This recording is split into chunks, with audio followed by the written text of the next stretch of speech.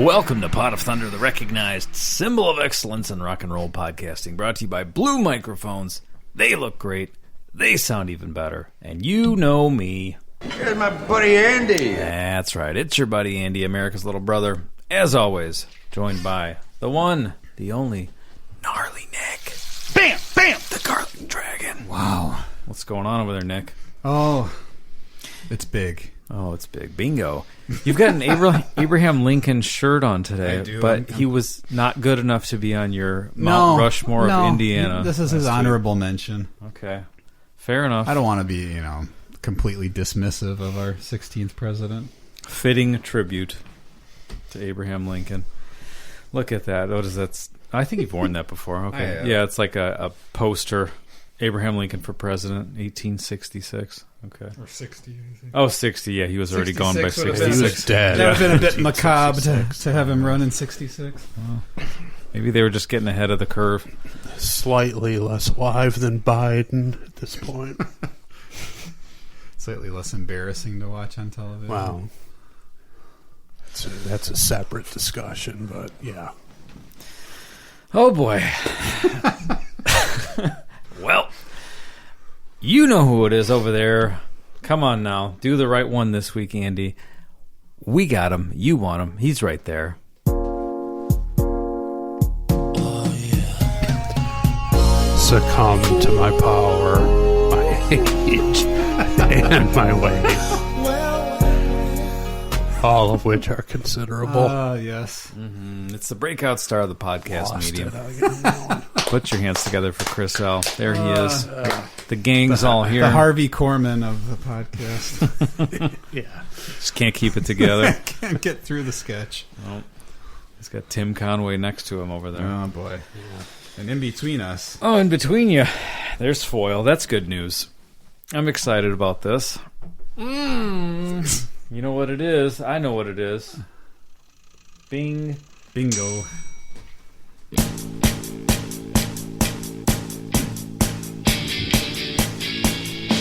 Time for a baked treat. Baked treat. Oh. Nick, tell us what you've brought for us to munch on while we break down this week's These are track. Triple chocolate pudding bars. Oh, that's what I'm talking about. They look like brownies, but they're like a dense chocolate cake on the bottom, chocolate pudding, and then ganache on top. So Christ. there it is. Well, you know what I say to that? I don't know. What do you say? Are you insane? I'm going to find out if you are. It's like I'm clearing out the cupboard with this one. You're just dumping everything in there. Yeah, what's chocolatey? Let's put it together. Whatever's left. All right, well, I think I'll be indulging in that today during the program. Oh, my. Because it's not? Because it's not. Oh, where did it go? Damn you, Andy, it's not. Dying time again. Dying time again. Dying time again. Dying time again. Yes. It is not. Mm-mm. Wow. So you hit your goal? Or what? Yeah. I just, I allow myself a couple of celebrations per week, and this is going to be one of them. Mm-hmm. So I'm going to go for it today. Should I fork it over? Fork it over. And if anyone's jealous, I'm going to... We're sorry. I'm going to invoke a phrase I saw in the back of a windshield today. Hose mad. That's so stupid. Hose mad? I couldn't believe it. Oh, man. Hose mad. So if you want this pudding bar and you can't have it, I'm sorry. Hose mad. What does that mean? It means that If you mad? like you're jealous of me, but the way this guy's saying, like you're jealous of my car. It harkens back to our What he's saying. our broke boners can't stand us. Yeah. post, I think. Exactly. We had our paper crowns on, and Yeah. just enjoying ourselves. Pretty living well. economical way to put it. Those 6 letters in total. I actually kind of admire that, even though I don't know what the hell it's supposed to mean. Oh, yep. Hose mad. And it wasn't even the license plate? No, it was just on the back windshield. Couldn't get hose mad, huh? It may have had something under it that I couldn't read. I couldn't tell, like a car club or something, like hose mad or since 19 whatever. There's something else, but I don't know what it was. Man. I'm sure you could find out. Google hose mad. A van club? Yeah, that could be it. Yes. All right. I'm going to be... I knew a guy who was in a club like that. It's serious business, it sounded like. They did not mess around. In a car club? In terms of what? In like a van club, as far as just like they treated it as though they were, a biker club. It was like a big deal to these guys. Do you mean they were like violent? No, they weren't violent, but they were like, I don't know. Could you get into it with a Nissan breast, or is that not? I doubt it. What? Yeah, what constitutes? What is it? Just like hot-rodded conversion vans? What kind of Astro vans? I think 70s Econolines. So they had some kind of modifications done to them? I don't even know if that was it or just, Nick, we need more information. I think they were all immaculate. Call your friend. It's been years. I want to know what's going on. Doesn't sound like serious business to me. Sounds like a bunch of bullshit to me. Vans. All right. So last week it was Nick's turn. This week it's Chris's turn to pick from the listener submission list, which we have pulled up right over here. Yeah, I wasn't sure about that, but I was kind of expecting to be in the power seat this week. Mm-hmm. It's happening. So, do I need to come over there, or are you going to feed me? I could feed it to you. Let's do that. Feed it to me like a pudding bar that we'll be eating tomorrow. Andy, did you have some? Not yet. Okay, I'm waiting till the song starts. Curious what you think. I like to pair them together. I don't like to. It's like the song is like a wine. Yes, basically. Yes, no, yes. We'll be the judge of that. We'll find out soon enough. All right. Well, Nick, pull the lever. Oh, here it goes. Here it goes. Stand by. Let's go over to the Bozo Pewter.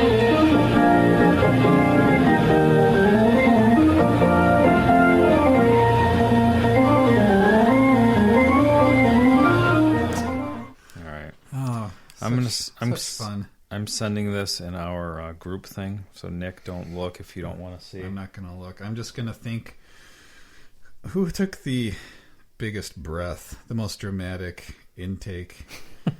Was it him just now, or was it Seagal in that birthday clip that we were watching? When it was finally his time to deliver the line. Yeah. I do like this one.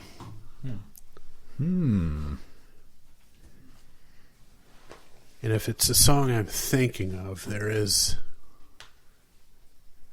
Not that he was necessarily the pioneer of this technique, but one of Ace Frehley's go-to maneuvers. Is used copiously throughout this one. Is there a comment? I'm texting it to you right now. What do you mean? Oh, the comment? The comment, yeah. It's very short. Economic, not too different from Hose Mad. Okay, yeah. Oh, wow. For it. Right. First try, 2 weeks in a row. Yeah, First pull. I mean, the only thing holding me back is I'm not sure how you guys will react to it, but this one I've heard a few times over the years, but was definitely something that caught my ear as some cool stuff going on. Well, okay. I'm the only one in suspense right now. Let me look up what album this is on. Okay. So I had forgotten. Hose. It's from the Hose Mad. Yeah, Hose Mad. Greatest hits. Yeah. Hose Live. Yeah. Hose Mad Live. That would be good. Hose Mad Coast to Coast. Where are we at here? Hose Mad. What a way to put yourself out there. Have you ever put a bumper sticker on any of your cars, Nick? I had that Johnny Cash one years ago. That's right. That's Just right. the black and white Cash. Right. Mm-hmm. I'm surprised I never got into that. Like, I wouldn't do it now, but like as a late teen, early 20, you would think I would have one of those cars with 100 stickers on it, but I just didn't do it. I had in giant letters on the back bumper of my 1990 Toyota Corolla, www.theflyingerrands.com. Like one of those used car lots that splashes it all over the back window. Yep. All right. Okay, I think Ready? I'm ready. All right. Well, let's turn the microphone over to Chris Jericho. All right, Hammo. This one's called Lickin' Off of Lions, by the band. the Black Crows. All right, so this one was added to the list by a fella named Mike K. I don't know which Mike K that is, but under the social media column, it says, I don't know how it do. So, Okay. Hose mad. so I don't think this is one of our regular people we interact with on social media. But let me tell you his comment, because I don't know this song. I don't know if Nick knows it. No. I don't know it, but he says, shit's nasty, boys. Ooh. So, again, not far off from Hose Mad. I dig that. Yeah. So, Channeling Rob Dibble a little bit with that Nasty comment. Boys. Yeah. Wasn't he the nasty boy Yeah, of he baseball? was. He was in the group, the Nasty Boys. Wasn't it? who else was in it? Was it Norm Charlton? And Oh, yeah. there was that's like right. there were like Bunch of 3 or them. 4 Yeah. pitchers. Yeah, I can't think of Jay. Our brother Jay would know. He would know off the yeah. top of his Be head. rattling off names as we speak. Yeah. So what year is this album? I've never heard of this album. Oh, I'm not Andy, can you look it up? I've never had a thing against the Black Crows, but I've never gotten into them. But I'm very curious about this song. I like a deep cut. 2001. Yeah. Oh, okay. And the first time I heard this was at a Groovatron party, and it just came over the speakers. I was like, oh, that's pretty cool. What is that? And I discovered it was this song. That's cool. And again, if I'm recalling it correctly, you will hear almost immediately one of Ace Frehley's go-to maneuvers incorporated copiously throughout the song. Kicking the soundboard. What did he call the Turn the fucking guitar up, idiot. idiot? So, all right. So I'm guessing it's not a Black Crows album or recording unless it's both Robinson brothers. Am I wrong about that? I know they're them and oh come on, what are they? What's Oasis? the Oasis guys? Yeah, Gallagher brothers. Always something going on between them, just like the Gallagher brothers. It's constant drama. In fact, those two bands once toured together. Oh, can you around this imagine? time. Can you imagine being the tour manager? It's Oh, an odd boy. billing. I mean, they're united in the fact that they've got this ridiculous drama going on among the brothers, but musically and the types of crowds they attract, just wonder. very disparate. Is it very different? Well, I mean, I think that they're Brit pop versus, I think sort there of. might be a decent amount of crossover there. Yeah, I don't know. I can't remember what year the tour was, but it was probably in the vicinity of this era. Well then, yeah, Oasis wasn't around. I don't know. They didn't make it too far into the 2000s, right? So that it probably would have been around this time. Well, we can look it up if we need to. I don't know if we could, Well, but we might as well since we brought it up. But What's I'm just that thinking, album cover? I can barely. It's Lion it's face. it's a lion with 3 eyes, Oh, third eye between its eyes, and looks it's like weird. like a what is that called? Why can't I think of it? Looks- Like a thermo, like basically like a predator image, whatever that's called. Well, and here you have it. I'm glad I did look it up. It's called The Tour of Brotherly Love, Really?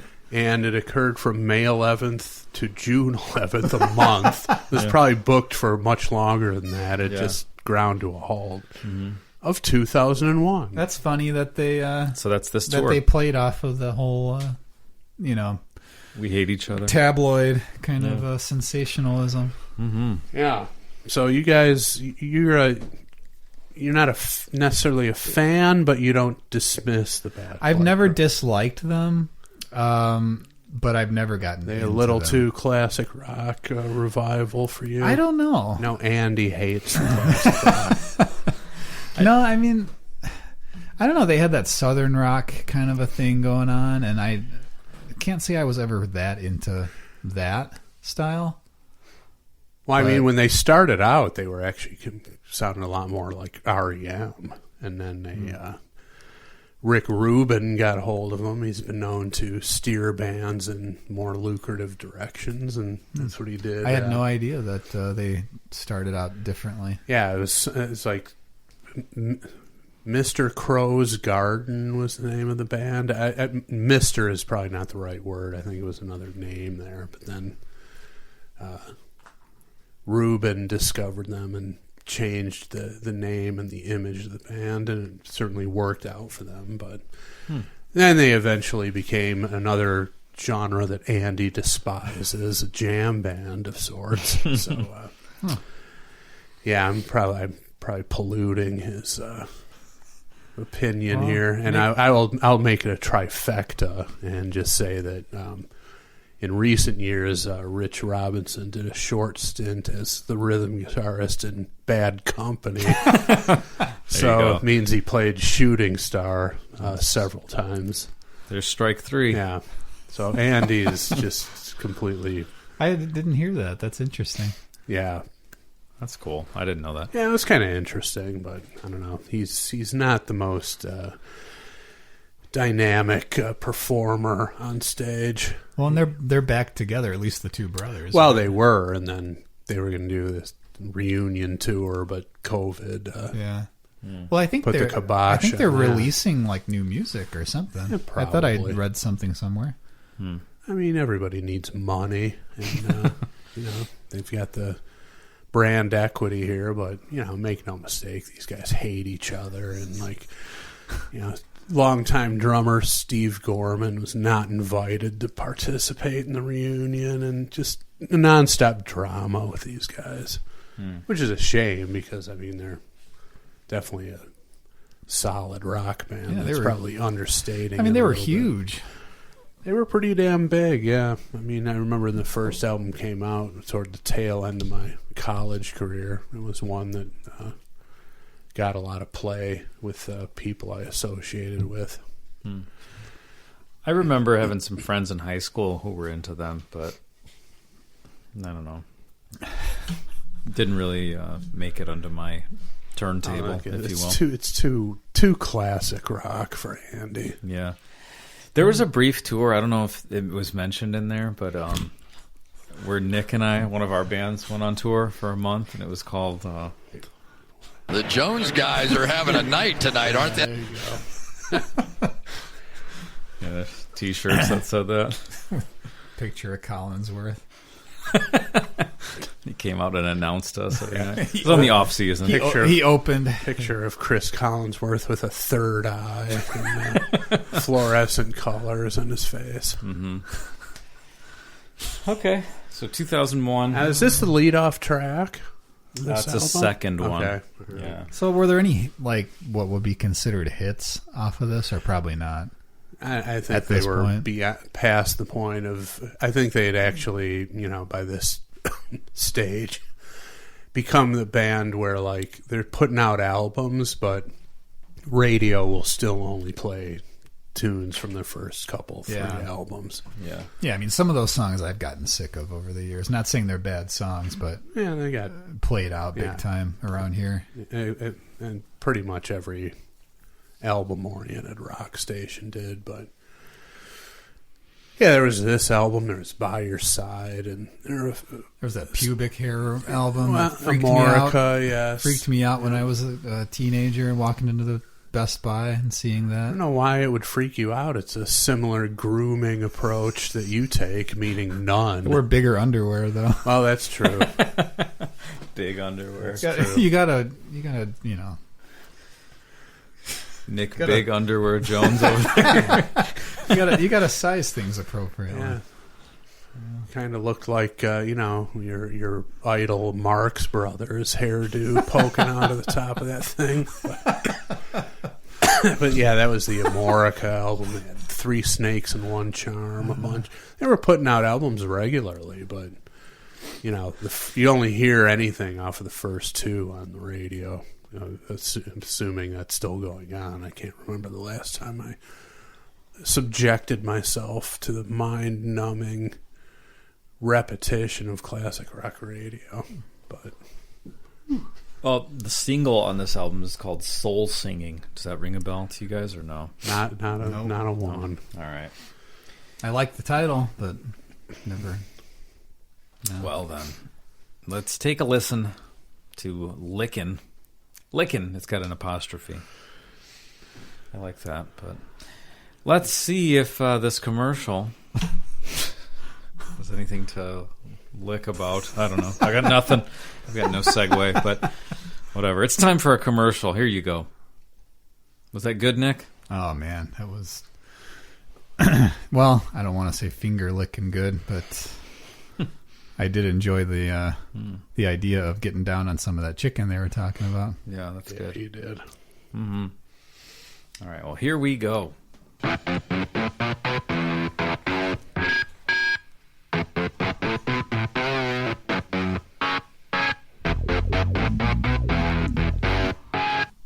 This is he's doing the one pickup off, yeah. The other pickup full on, and using the pickup selector to do the stuttering technique, which of course was also used by Nick's idol Randy Rhoads copiously. Yeah, that's a very fun thing to do on the guitar. But to the extent where it's driving the entire rhythm guitar track is pretty unprecedented. Yeah. And if you would have played this for me and said, okay, this was around this time period, a popular artist, I would have said, okay, this is probably Beck so far. Beck is in Odelay Beck, not Jeff Beck. No, the Odelay Beck. Jeff Beck would be also capable of this kind of guitar noise. But true. But yeah, that's not a bad. But then when you had that sort of keyboard effect coming in on top of it, I'm thinking, okay, it's something in that vein. So it's pretty interesting so far. But see, here's the other thing: it's like in order to really pull this off the way he's doing it, and Rich Robinson is known for this. I don't think anybody was ever given the direction of turn the guitar up, because the guitar was on full blast at all times. And if you were a sound man for the Black Crowes and you didn't have enough guitar in the mix or in the monitors, you were fired summarily, I'm sure. Known for being one of the loudest guitarists of all time. Playing high watts, full blast, aimed right at the crowd. Wow. Okay. So yeah, in order because he's actually got feedback going on when he that's still happening after he cuts off the pickup. This was recorded at extremely high volume. There's no question about it. Which again is no surprise. He always played that way, known for it. It's not quite squealing like Iommi on Live at Last, but. Well, that's that was out of control. Exactly, microphonic pickups and all this stuff. But Rich Robinson, not quite on the level of Jay Mascis of Dinosaur Jr., who his entire shtick is just sheer volume. I mean, he would roll into the Empty Bottle, for example, with 3 full Marshall stacks on full blast. Just because that's his thing. Yeah, and you know what? What an enviable position to be in a guitar as a guitarist.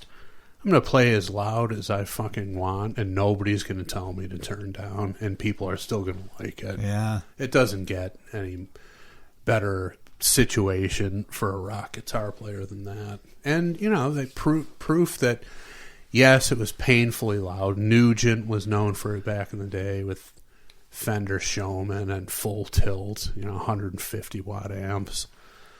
But it can be done. You can still appeal to people, and you can still sound pretty good in a live setting without some asshole telling you to play at a fucking whisper volume so you can get a proper mix. The other thing I'll mention is, did you? You guys didn't come with me to see Red Dragon Cartel at Reggie's, did you? I did not get to see them, at least. Okay, not yet. Jake E. Lee was another one. He had a full EVH stack, no mic on it, just stage volume. Yeah. Sounded fucking amazing. Wow. I mean, everything else was mixed up But it was going through the PA, but the guitar was all stage volume. And everywhere in the room, it sounded perfect. So, again, fuck you sound guys who always want to squash out the guitar. It's just like, get out of the way of the guitar. Mix the rest of it and figure out how to make it work with some volume. Because that's rock and roll. So Jake E. Lee's guitar was essentially the reference point for where pretty much everything else was, okay, we're mixing it to that. And that's how it should be. Yeah. And so, yeah, to do this right, you have to have considerable volume happening, and you can tell he has that going on here.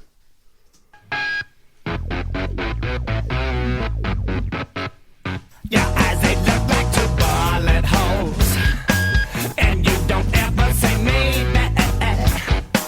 You knock me out with the way you talk. I like the way you say, baby. You want a mouthful of Scorpio. You bought my poison, be tasty. You bite my finger and say control. You won't let me be lazy. Wow. It's pretty cool. Yeah. Little risque lyrics. Almost having a... not almost. I'm actually drawing comparisons to Josh Todd and Buck Cherry with a little bit of the vocal inflection. Yeah. He's, he did, like our buddy Rich. He always touts the Live at the Greek album. Oh, that's a great one, yeah. With Jimmy Page. So, Chris Robinson can do that, So, and he sounds great here. He's really, really... Yeah, no, this, like I said, the first time I heard this was at a Groovatron party, and it just, through the din of what was going on, it locked me in. I'm like, what the fuck is this? I would have not guessed. Great, I would have not guessed it was the Black Crowes. Yeah, and then they told me it was. I'm like, oh, that's interesting. But he's got some good lyrics. You want a mouthful of Scorpio. I thought he said that. But my poison be tasty. Always be mad. Yeah. Poison be tasty. Poison tasty. Yeah. I'm guessing Chris Robinson is a Scorpio. I bet you if you looked it up, that would be his zodiac sign. Either that, or they just, Sounded better. What sign are you gonna put in a song? Really, a rock and roll song?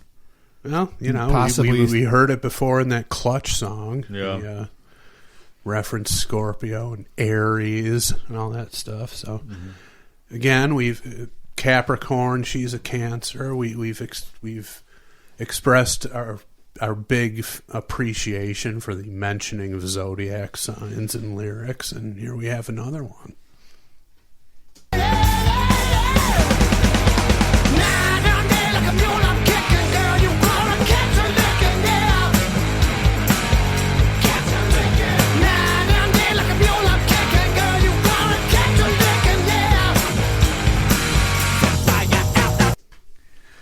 So that's a double entendre chorus there. What's the other one? Yeah, I think it's a single entendre. Well, you're going to catch a lickin'. He's like, like physical violence. Like a whooping. Yeah, you're going to get a whooping. I think the second entendre there is maybe 2% of the total entendre. Mm-hmm.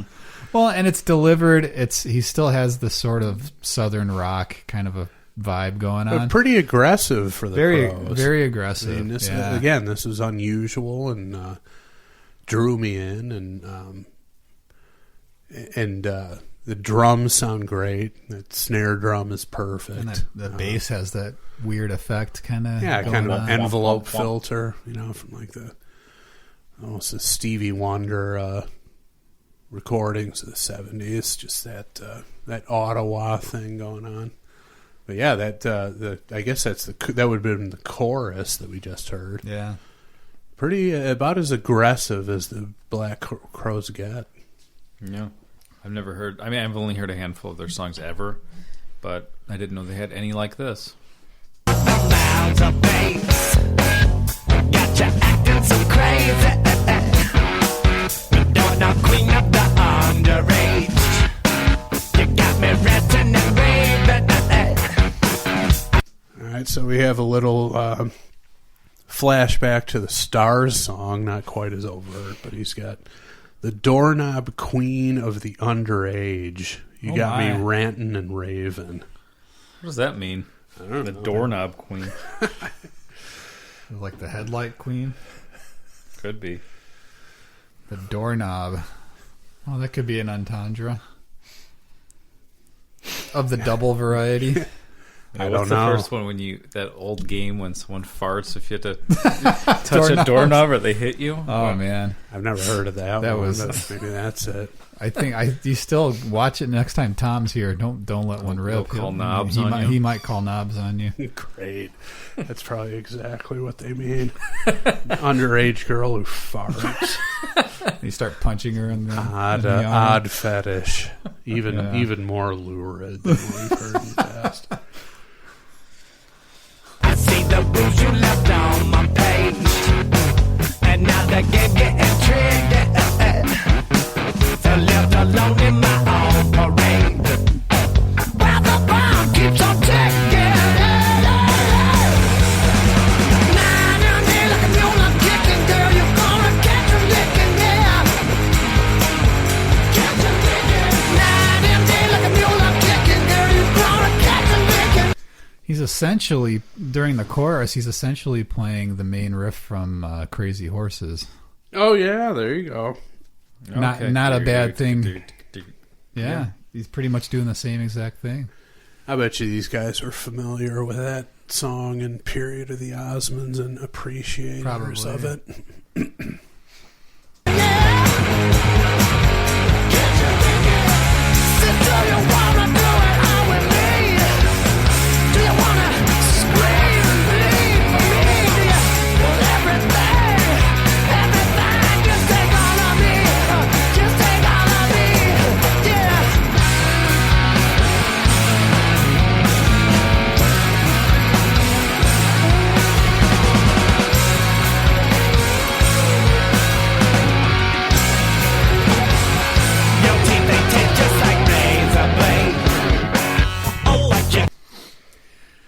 So that was a pretty intense, I guess, solo section, if you want to call it that. Very noise rock type of a thing going on.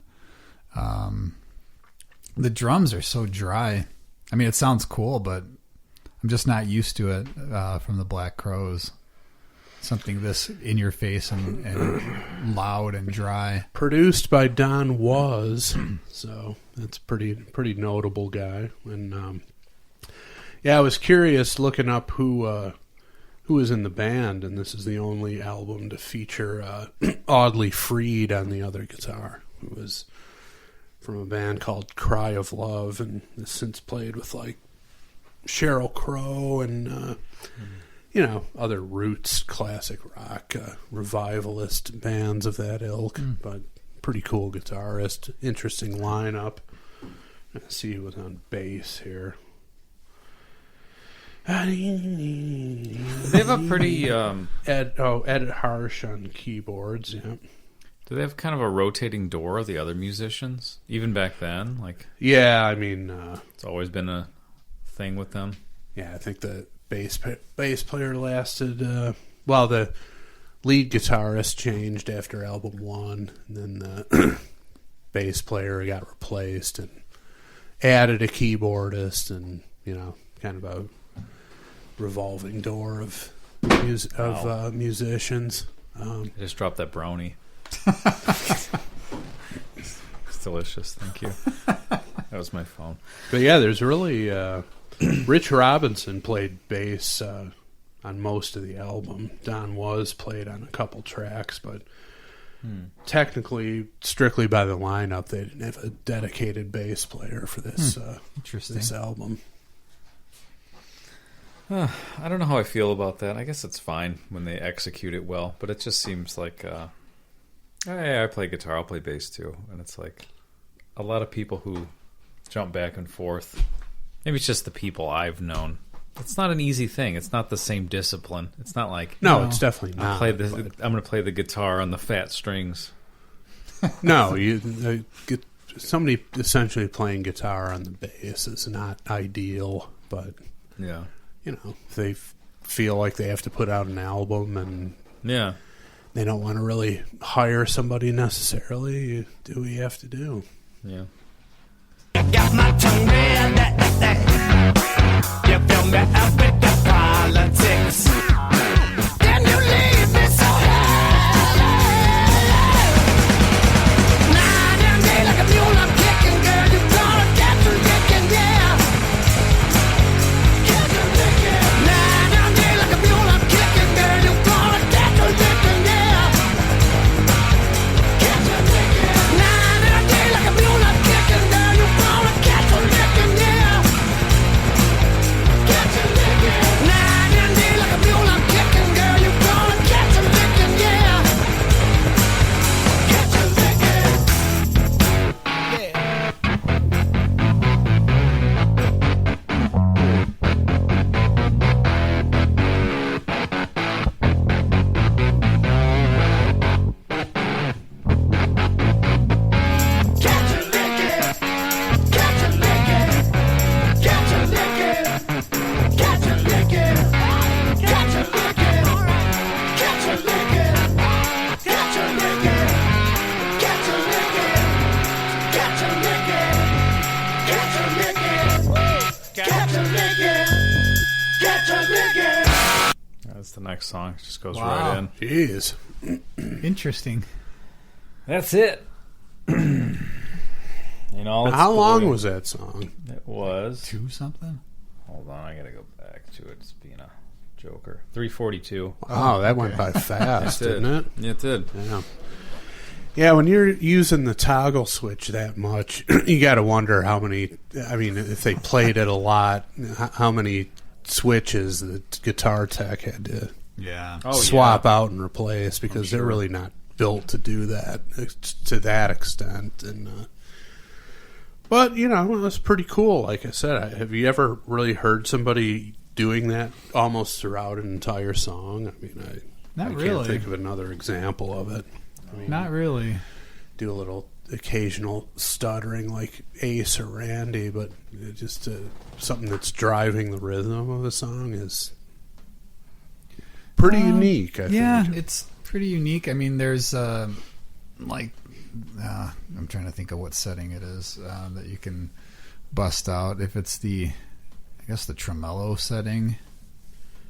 Yeah, if you have a square wave tremolo, then get that helicopter effect. Or if you have like Tom Morello, if you have like a kill switch on your guitar, you can do it that way. Yeah, but I mean that's a bit different, because that's just going to be automatic, keep on going, same tempo, forever. Right. It's almost like a video game button that you install and you just do that. Yeah. Like what's his name? Buckethead has those arcade game buttons. I think Eddie Van Halen had one on his more recent signature models. I mean, this was done, you could tell, manually, though. So this is a different animal. Yeah, I mean, this is like, you can adjust the tempo and the intervals at which you do it, whereas a pedals can do it unless you hooked an expression pedal up to it, it would do the same tempo. But pretty cool. Yeah, really cool song. Yeah, a lot of endurance to do that too. And a lot of volume, A lot like of we volume. talked about, which I respect. I'm just thinking, like, screwing it up a bunch of times, recording it. You'd be like, ah. Oh, I know. That must, yeah. I know that must have been a pain in the ass. Like, it's like you bring that idea to the table, and then you're like, oh, shit, I've got to execute it. But, yeah, they pulled it off. I just wonder how much they played that live and how it went over. But it was a pretty cool tune. Yeah. Well, since you chose it off the list, submitted by Mike K., why don't you vote first, Chris? Sweet Surrender or Kick in the Crotch? Sweet Surrender for me, of course. It's sweet surrender. Hell yes. See? Almost sounding like Chris Robinson there and vice versa. Did you guys get any black? I hear it. Buck cherry? I can tie hear it? it. Yeah. It's almost like, because this was right around the time when like, what, Crazy Bitch came out in that vicinity. Probably a year or two later. Yeah, and I don't know. It's Why haven't we done that yet? we haven't done any Buck Cherry yet. It's got to happen. It's got to be on the list. I haven't checked, but yeah, pretty aggressive for the band. And like I said, the first time I heard this was at a party, and it just drew me in immediately. And you know, for a song to do that, it's got to have something going on, and this one definitely does. It's pretty kick-ass. Like most of their stuff. I mean, I'm like, I wouldn't say I'm a super fan of Black Crowes, but you know, I like pretty much everything they've put out, everything I've heard, and you know, Rich is totally correct. They nailed it as the backing band for Jimmy Page. I think Oddly Freed was in the band when they did that as well, but that Live at the Greek is essential. And yeah, big fan of that. Glad it came up. Cool random pick from the list. Nick? I'll give it the same. It's sweet surrender. Hell yes. Incredible vocal performance. He's underrated as a vocalist, I would say. Yeah, I wouldn't have. I know, like Remedy, you know, songs like that where it's like, yeah, it's an impressive vocal performance, but this is like a whole other level of intensity. Mm-hmm. And the song itself, really cool song, lots of cool, like kind of gimmicky, you know, guitar playing kind of thing. If it wasn't done with such, I guess I'll just say intensity again, and attitude, and the performances weren't so great, I don't know if I would like it quite as much, just because the song itself is kind of like, the chorus isn't really, you know, it's there, but it's not, there's no great hook or anything like that vocally, even though he sounds great with what he's doing.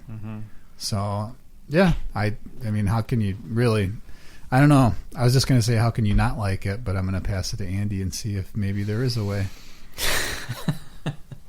Well, today I like it. It's sweet surrender. Hell yes. Giving it a sweet surrender. Like I said earlier, I haven't taken a deep dive or even a shallow dive into Black Crowes music. Wrote it off as hippie shit and didn't want to hear it when my friends told me they were cool. I said, these guys wear bell bottoms. I want nothing to do with them. But this is a cool song. You know who it reminded me of a little bit? Pot of Thunder alumni band, Joey Casada's band ZO2 that he was in. Kind of sound like similar vocalist. I can hear that. Yeah.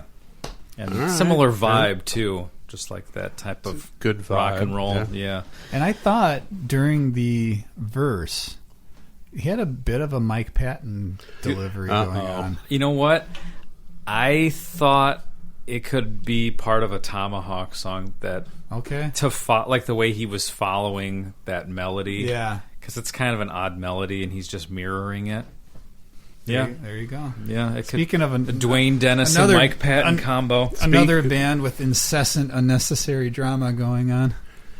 Tomahawk? No, Faith No More. Oh, okay. Speaking of Tomahawk, I actually checked out their newer song, Dog Eat Dog. Yeah. I liked it. Yeah. I'd forgotten that Dwayne Dennison was in that band.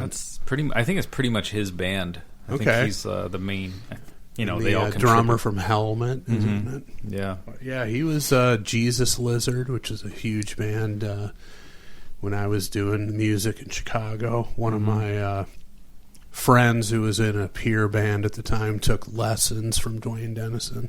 He's a Chicago guy. Right? Yeah. Yeah. And those early Jesus Lizard shows were very notorious for what I guess David Yao would pull his dick out and tie it in a knot or something like that. He was a wild man on stage. Tie it in a knot. Yeah. It's pretty enviable. I was going to say, I guess if you could, you'd do that. Yeah, exactly. Mine would be like the big rope in gym class, had several knots in it. But, not to humble brag, but there you go. Lower it down. Bring I actually enjoyed. I enjoyed the song. The production was a little generic and modern for me, but it definitely, when you got Dwayne Dennison in the band, there's going to be something interesting musically happening, and I thought it was pretty good on the Faith or the Tomahawk song. Yeah. That just came out recently, right? Yeah, I think last Friday. Yeah, it's pretty good. Maybe that'll come up at some point. Yeah, but, maybe. Get past my passive-aggressive dislike of anything related to Mike Patton just to get digs in at Andy. It was just, it was good. I liked it. Yeah. But yeah, I didn't necessarily hear much Mike Patton in that, but I can see where you guys are coming from. Mm-hmm. Which, has got to be a compliment coming from you two.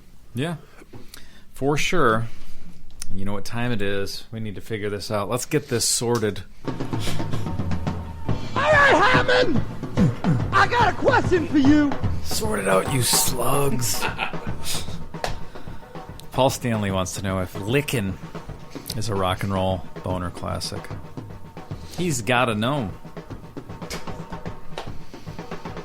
That was a delicious pudding bar, Nick. Glad you liked it. I wasn't sure how it was going to be. I think we made it about 4 seconds into the song, and it was gone. Could be part of the reason I'm in such a good mood. I'm gonna have to wait until tomorrow to get into that. It's everything Nick promised. If you had one of those before the first time you heard "Jealous" again, you might have had a different opinion. Or even Shooting Star. That's how good it is. Suddenly Andy's a Bad Company Shooting Star fan. What it would take for that to happen, this level of chocolate pudding bar. Now, Andy's not a Shooting Star guy, but he's a big Jukebox Hero guy. That's can't be true, is it? As for the over-the-top entertainment purpose, like to laugh. It has one of Andy's favorite vocal moments of all time. Which is? That one guitar when he sings that part. He sings it like he really, really pushes it. I remember Andy making fun of that a lot growing up. Yeah, that one's over the top, but hey, paid dividends for them. That's a Mutt Lang joint too. Yeah. So. That makes sense. So what are you guys thinking? What am I thinking? My vote's in.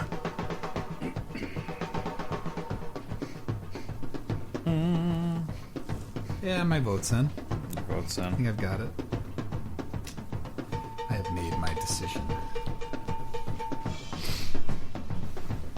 Do you need a moment, Andy? Sure. Should I play something? Yeah. See if it goes well with this. Yeah. I'm sorry to hear that. Because now I will snatch every motherfucker birthday. It works over everything. It does,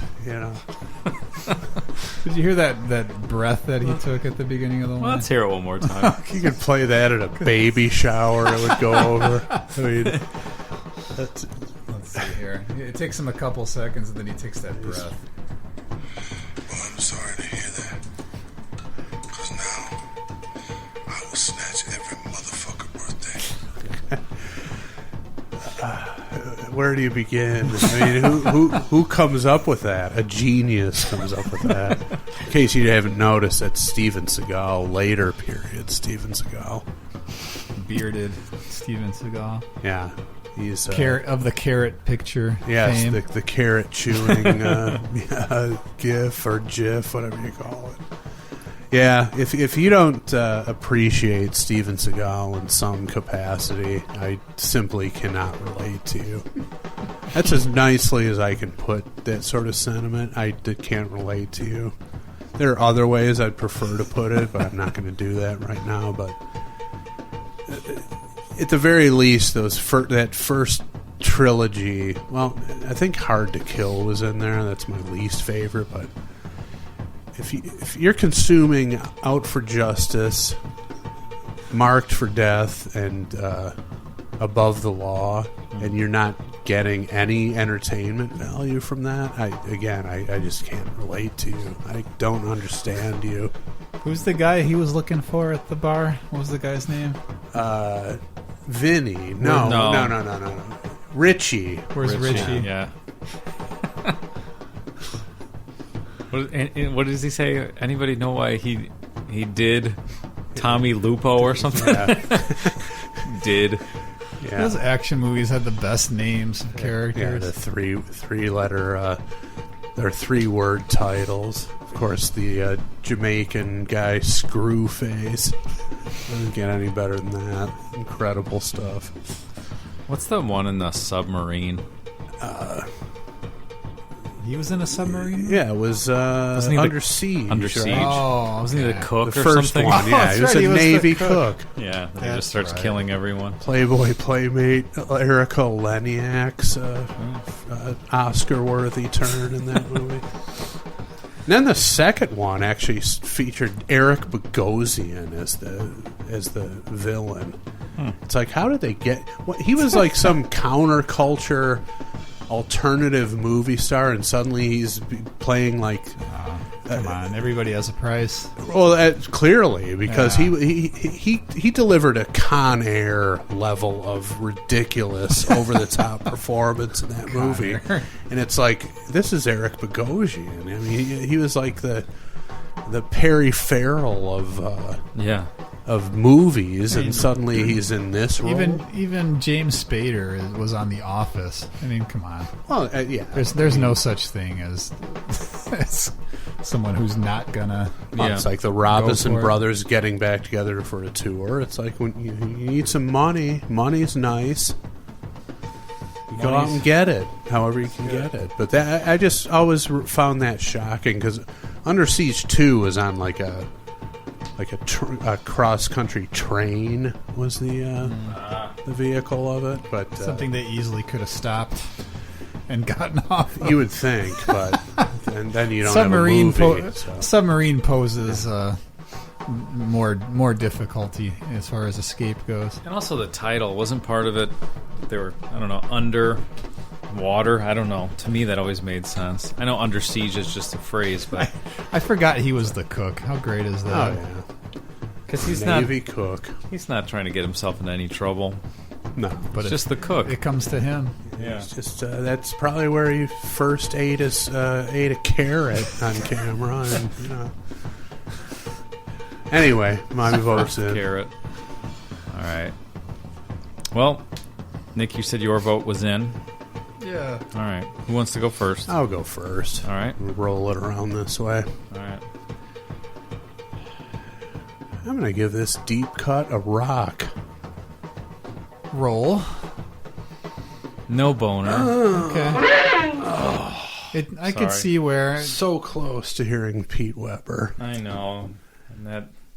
I could see where you didn't go for it.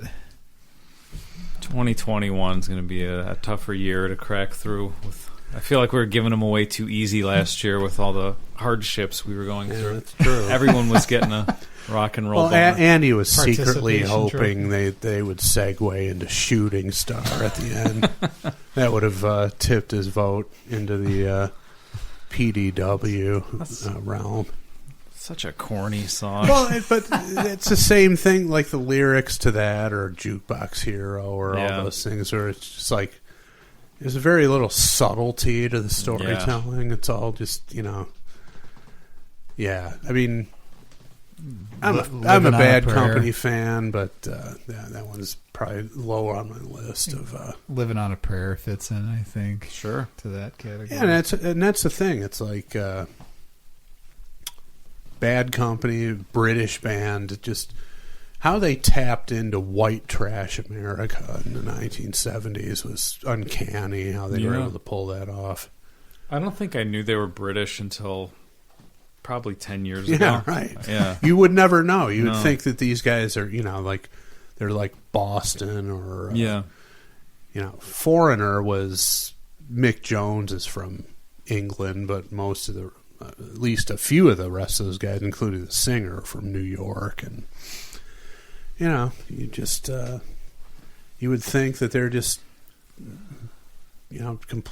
completely and they were completely tapped into, like I said, white trash Middle America. The stringy-haired stoners of the decade just ate that shit up like a pudding bar of Nicks.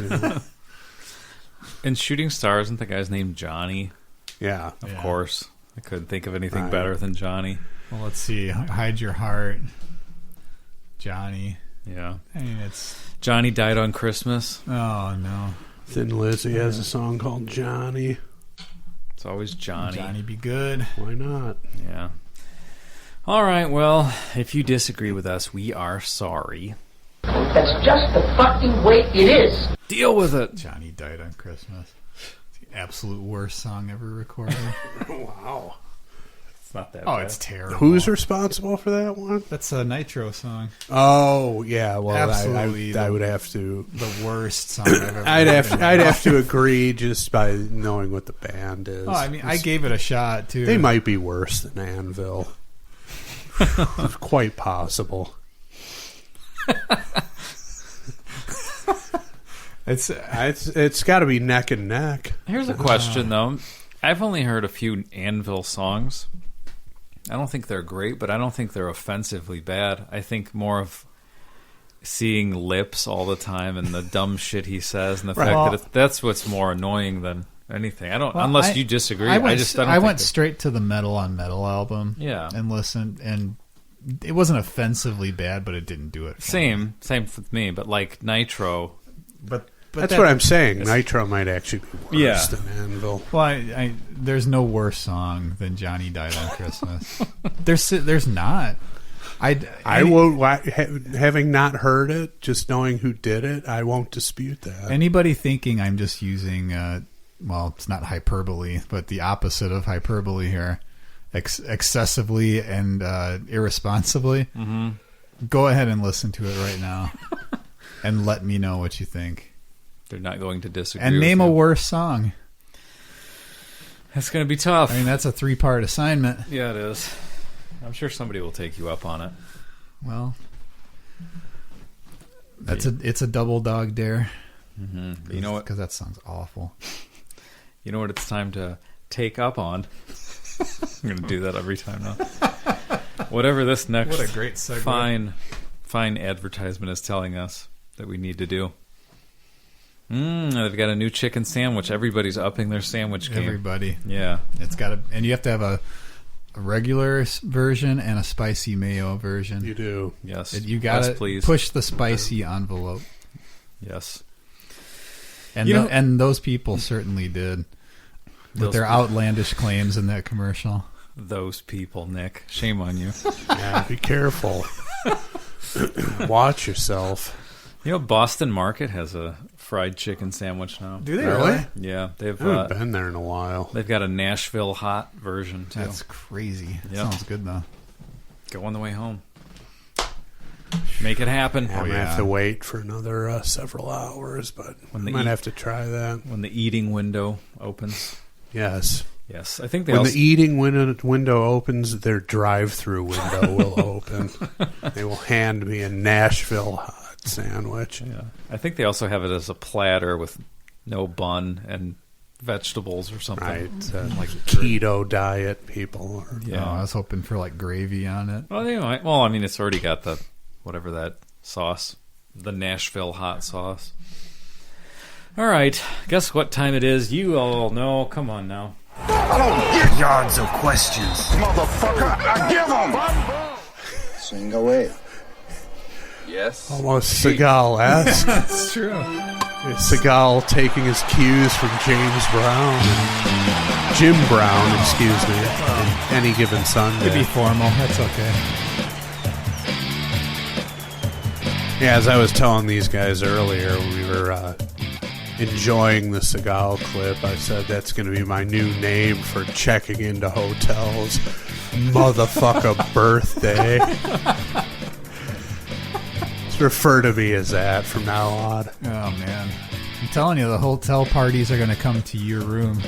They are. They're going to find out that that's the name. The chicks are going to show up at the front lobby. Is motherfucker birthday staying here tonight? No. Little Wink, Caesar's wink. pizzas laid out on the desk. The Ramada Inn in Hammond. Sight of a Stars-esque scene going on. Oh, boy.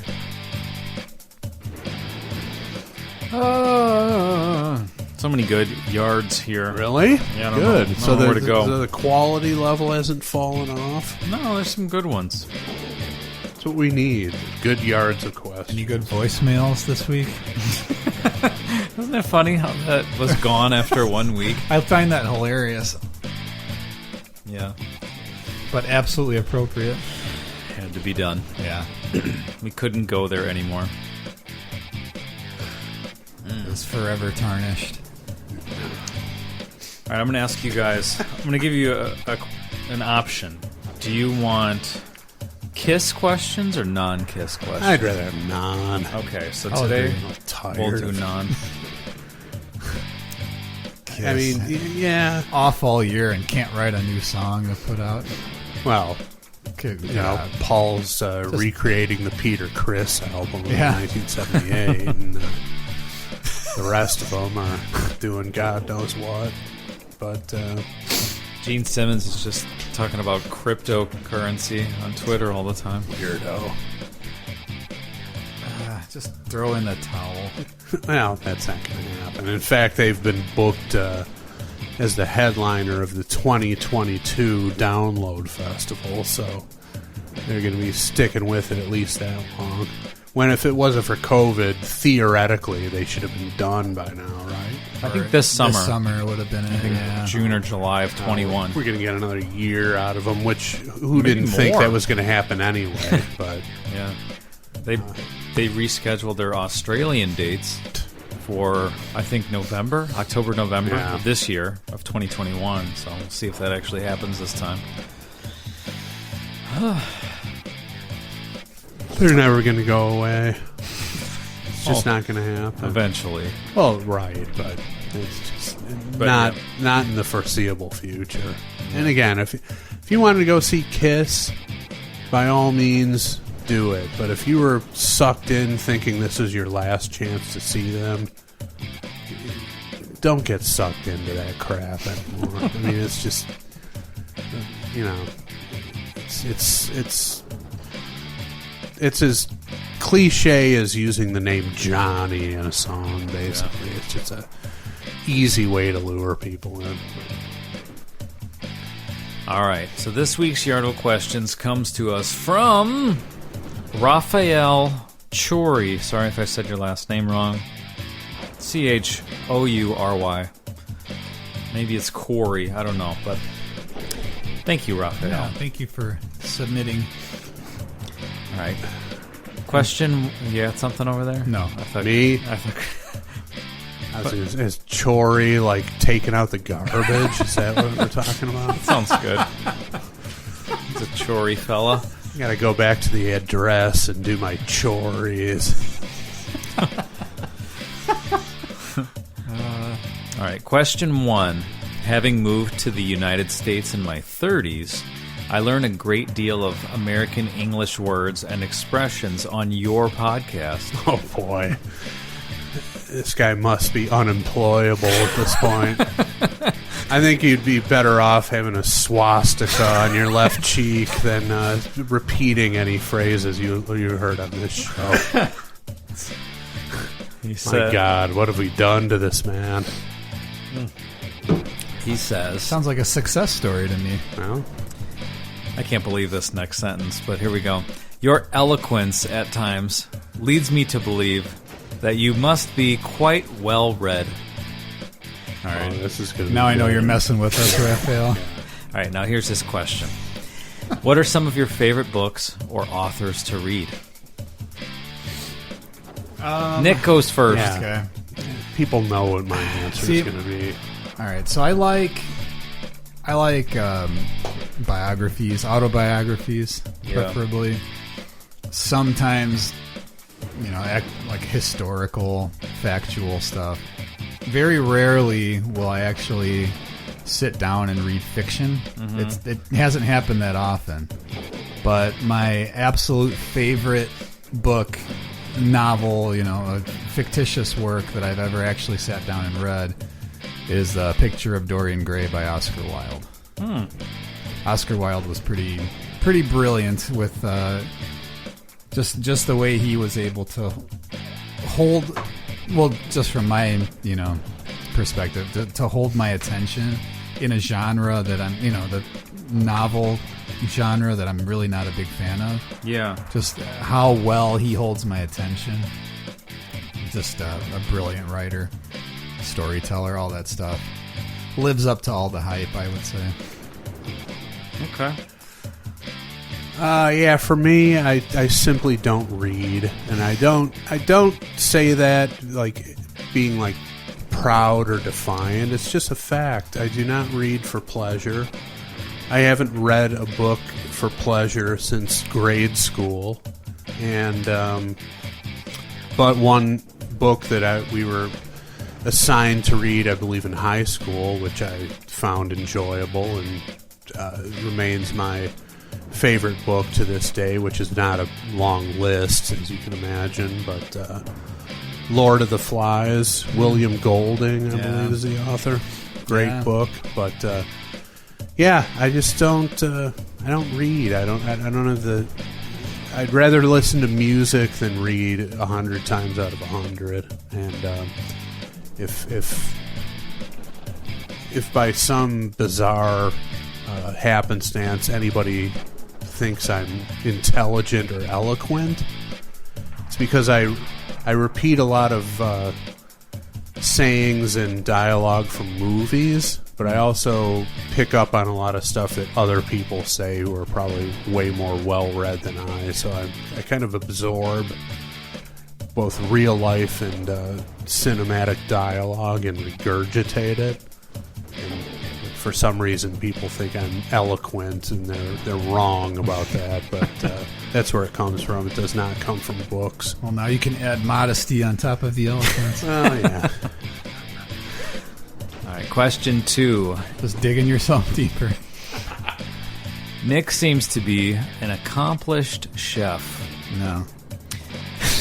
What was this guy's judgment assessment of character is way off? Now I know we're being subjected to pure ridicule. I think we're being punked here in the old school Ashton Kutcher kind of way. But what recipe was your greatest success so far? Greatest success. I don't know. Do you guys have any that I brought in that you guys liked in particular? The one from today. Yeah. It was very good. I don't know. I don't think it has to be limited to desserts either, though. I mean, it's all... I'm not that educated or accomplished in the culinary arts. It's just a hobby. So it's always a work in progress. I've done some pizzas that I thought were pretty great, and some that were like not that, weren't. I thought I did the same thing. Didn't turn out as good. Okay, yeah. But I don't know. I guess I'm trying to think of something that would be kind of original-ish. I don't know. I'd have to think. But all right, well, my wife had years ago she had a family get together. It was like back when the Harry Potter movies were out, and they had like kids over and stuff, and it was like that was the theme of this get together. And I took inspiration from Ditka's pot roast nachos. Oh my goodness! Not a bad place to draw inspiration. Laid out the chips and made the meat look like the big giant guy Hagrid from those movies. Like laid it horizontally. A meat sculpture of Hagrid. Because his hair, he had really scraggly brown hair, big beard, and all that. So I made a Hagrid pot roast nacho platter. Wow! So that's thinking outside the box. Yeah, it's just stuff like that. Chris, what about you? Like the books, I do not cook. I simply don't do it. My wife does. She's great at it. Thus my physique. But, I don't cook. I just simply don't do it. If left to your own devices, I could fry an egg maybe, but to create something and like with a bunch of ingredients and meshing them together to create something edible, it's not happening anytime soon. I will say I'm good at suggesting recipes. And not long ago, my wife made a Bloody Mary short ribs, which were outstanding. Okay, anything short ribs. Was that your suggestion? It was out of a recipe Something book. Saw, I didn't concoct it, but noticed it with the use Bloody Mary mix in the recipe, and it came out great. Can't go wrong with short ribs, in my opinion. Are you a fan, Nick? I am, and that makes me think I was. There's a butcher shop not too far from here. Rob's Meats, which the end of your block, which super close to you. Which I hear has something called beef bacon. What the? Never in my days have I heard of this, so I'm gonna. Are you insane? I'm gonna head over there and what is this sorcery they've got going on at Rob's Meats? I'm gonna go pick that up in the next couple days here. Beef bacon.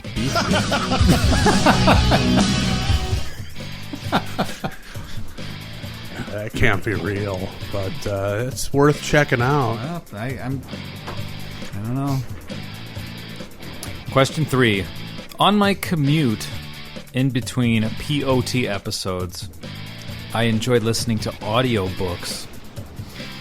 I would pay real money for the works of Charles Bukowski read by Chris L. because I think he has the perfect voice and attitude for the job. Is there any chance of that happening? Well, what did we say earlier? Everybody's got a price. Yeah. You meet mine, I'll do it. I'll basically do the equivalent of Eric Bogosian being in Under Siege 2, and I'll read it. And that's the other thing, like all those, the beat writers like Bukowski, Kerouac, all those guys. I never explored it, but people rave about that stuff, and I know what it's about and the vibe. I guess I can sort of understand how you would want to hear that from me, but like I said, if the number's right, I'll do it. I'm not going to do it for free, just for somebody's entertainment. I'm trying to look up an excerpt just to give us a free sample. Oh, that could be good. Oh, that's a good idea. All right, while you look that up, I will read his final comment to us. Raphael says, I really enjoy your show, and it has become a big part of my daily routines. I'm still far behind and have only listened to Season 2. How about that? My goodness. And then he says, bushwhackers or nothing is my new life motto. And he sent a smiley face. Thank you, and keep doing what you do, Raphael. Thank you, Raphael. It's very sweet. Bushwhackers are nothing. All right, hold on. Let's pot this down. Let's see how this goes. It's kind of long. Well, you can just give a paragraph, and we'll see if it whets his appetite. I feel like I'm going through the Peter Criss book, trying to find a... just a random Okay, thing. I found it. Okay. Yeah. Here we go. I'll just read this paragraph. Excerpt from Post Office. I think it was my second day as a Christmas temp that this big woman came out and walked around with me as I delivered letters. What I mean by big was that her ass was big and her tits were big, and that she was big in all the right places. She seemed a bit crazy, but I kept looking at her body and I didn't care.